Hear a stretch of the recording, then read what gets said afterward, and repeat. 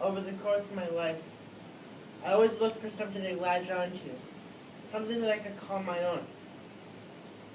Ever since the 8th grade,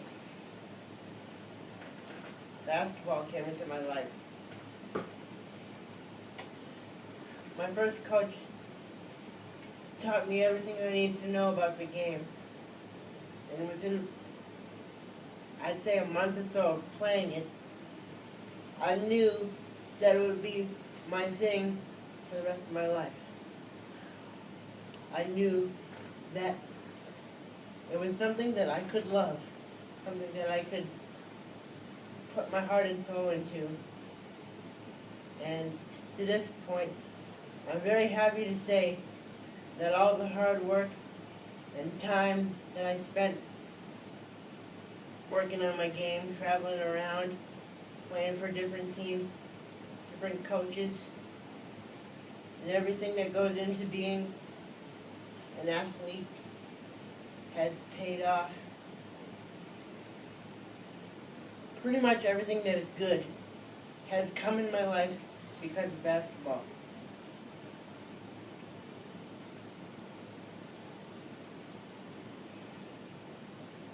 I think it all started when I was little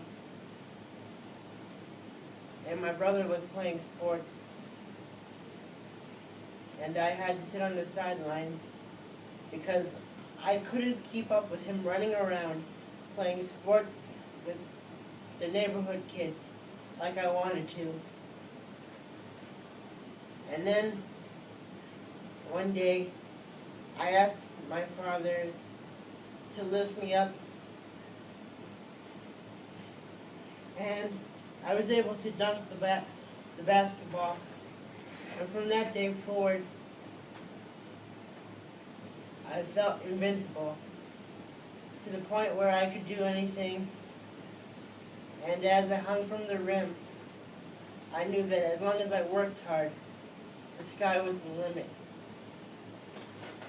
For me, basketball is more than a game. On March 1st, I went to the Celtics versus the Warriors with my brother Dan. We headed into Boston around 4:30.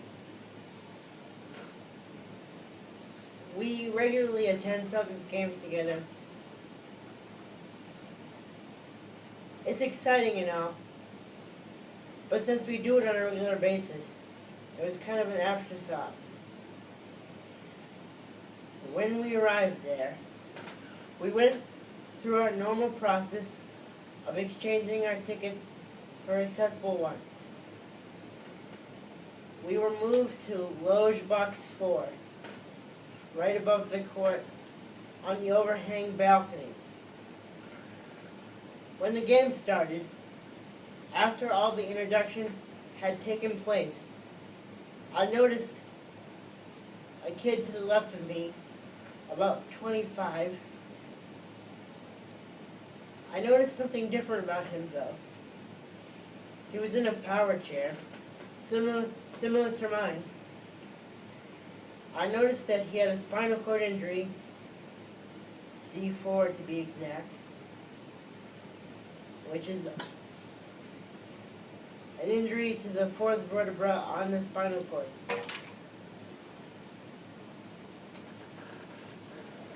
I wasn't sure whether or not to ask him questions about his disability, but eventually I worked up enough courage to approach him.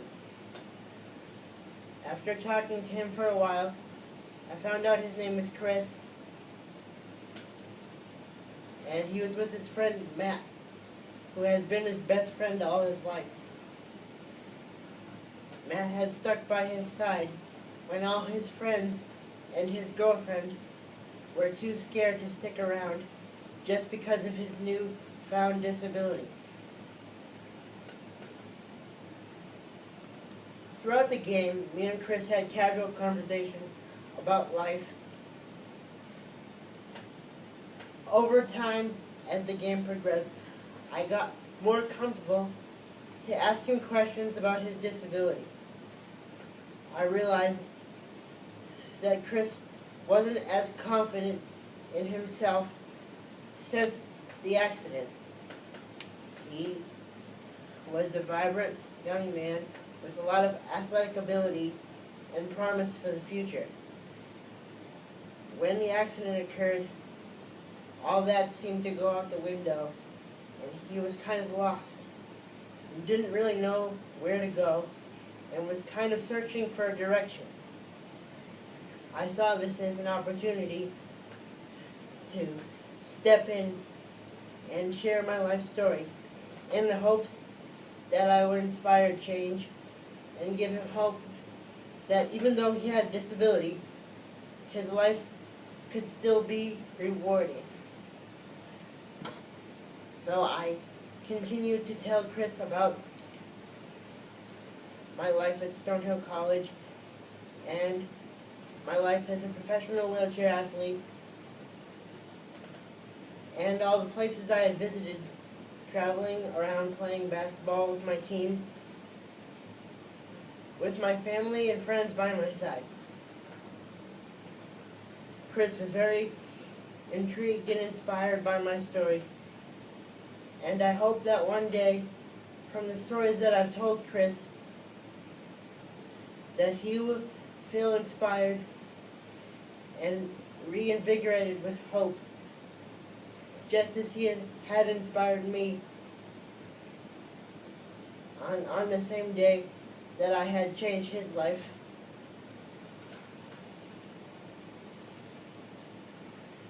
I don't think that Chris realized how much his presence at the game meant to me. Because normally, going to a Celtics game is an afterthought. I'd sit in the bleachers watching the game, enjoying it, of course. But for some reason, this game was different. If you're a believer in fate, then I believe that I was called to be at that game in that certain seat next to Chris for a reason, so that I may have an opportunity to change somebody's life. When I was talking to Chris about life and about how to be optimistic despite a disability, I saw an obvious change in his expression. He went from being unsure and scared about the future to optimistic and happy. I saw a visible change in his expression from being visibly upset to overjoyed, and I can't put a price tag on what I was able to do. I would hope that God would be proud of what I did for him, and I really don't think that Chris knows that he affected me probably more than I affected him.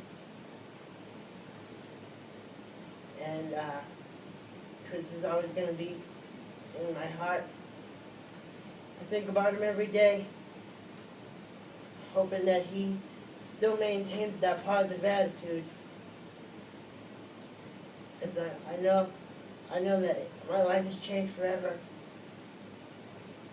It's weird how basketball always finds its way into my life in some form or another. But at this point, I'm really glad that I had this experience, because it made me realize that life is too short and you got to make the most of it when you have the opportunity to.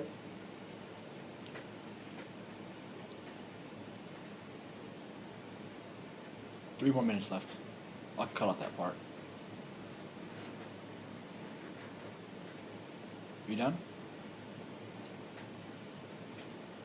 Yeah. Cool, man. That was great. So do you want to spend a minute? No. Stay where you are. Go back. But does it have to be less than 10 minutes, or it has to be 10 minutes on the dot? It can be in between 10 and 12. Okay, so you only have 7 minutes and like 20 seconds. So we can add like, let's add 2 minutes of how basketball has affected you, and then we'll throw that at the beginning. So maybe spend no more than 2 minutes, and just say, and I'll tell you when 2 minutes is over, and just say, basketball is a big part of my life. My name is Jamey Breen. We'll start like that. My name is Jamey Breen. Basketball is a big part of my life. Growing up, basketball, whatever, and just talk about it for 2 minutes, and I'll give you, so we'll start with 2 minutes, and then I'll do this. Can I watch this part first? Dude, well, first of all, this building already closed, so we can't watch another 10 minutes of it. We're in the locker room, dude. Like, nobody's gonna kick us out of here. Yeah, I don't want to get in trouble. Nobody's gonna kick us out of the locker room. Yeah, no, but it's still wrong, man. See, unlike you, I don't do things because people are watching. I do because he's watching, man. Rules like that are meant to be broken. That was really cool because your eyes started to tear up towards the end. So there's a lot of passion there, which was very cool.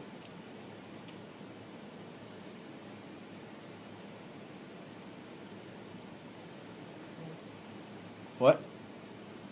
I need to make sure that it made sense.